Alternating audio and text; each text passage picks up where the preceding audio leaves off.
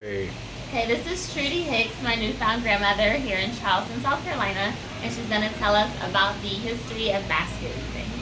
Okay, well, as far as I know, as far as my family is concerned, it goes back to the Boone Hall plantation. Okay. Back in the 1600s, Charleston was like #1 for slave trading in our country. Okay. And the slaves were brought from Africa, and they came to Charleston. One of the first places they were housed was at this place, Boone Hall Plantation. My grandparents weren't slaves, but they were sharecroppers at that plantation. These are some movies that was done at Boone Hall. Oh, The Notebook. I saw that. Yeah, series of North and South. Mm-hmm. And what else? Alex Haley's Queens and stuff like that.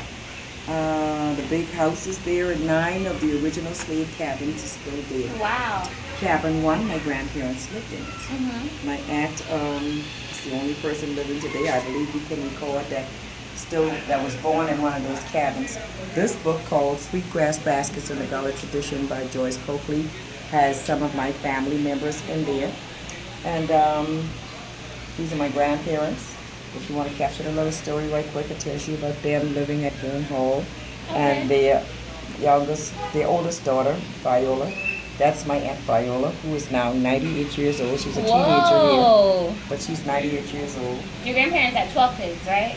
No, my mom had. Your mom had 12 kids. Okay. That's right. My grandmother had 4. My great-grandmother. She had 4, but Okay. my mom had 12. Okay, got it. And I have 4. And we try to keep this tradition going on because when the slaves came here from Africa, they brought this art of basket weaving with them. Right. So from then until now, you find weavers in the Mount Pleasant area on Highway 17, both sides of the street, still weaving and selling baskets. Here at our city market, downtown, down at the Four Corners of Lords, and of course I'm here at Charleston Waterfront Park, where I work with special needs children, and I just work with children. And she takes children all over the country, like to the White House, to the Georgia Aquarium. Yeah. So she's weaving with a purpose.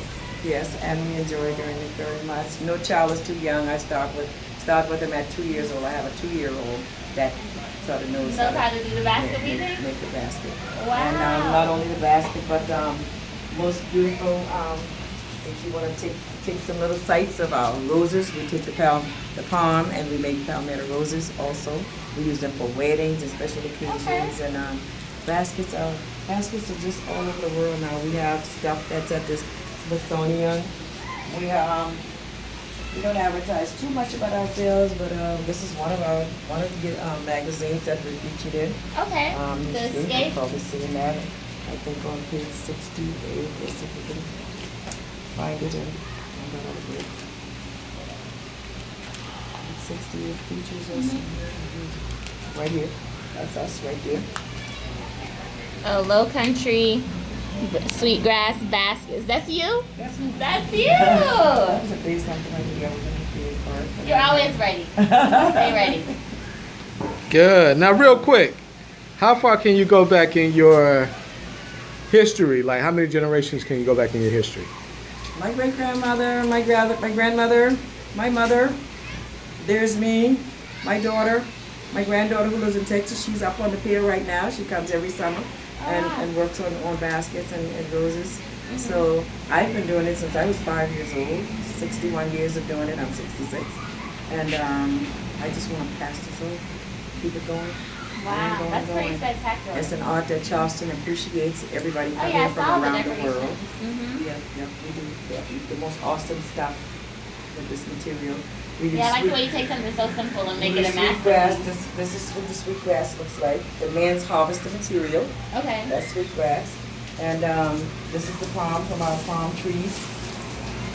And we strip in narrow pieces and we wrap the baskets. And of course, this is the gold rush, the brown that you see. We use gold rush. And a basket somewhat like this. The little knots are pine needles, so those are the material that we use in our basket. Good.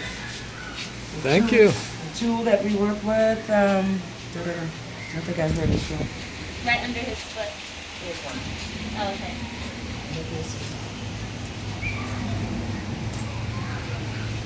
This is the leaf I'm working on. The tool that we work with is a brother-in spoon handle.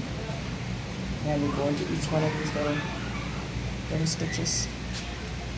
And we wrap our baskets, and that's the beginning of a wreath, beautiful wreath for your doors. So how long will it take to do a wreath like that? Oh, basket takes from hours to months. Whoa. Hours to months, that's right.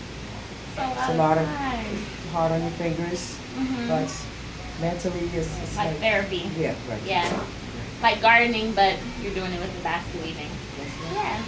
Anytime we're touching something of nature, I feel like it's always therapeutic. That's right. Mm-hmm. We have baskets in our museum that's over 100 years old. Wow. Good. Thank you. Is that pretty good? Yes.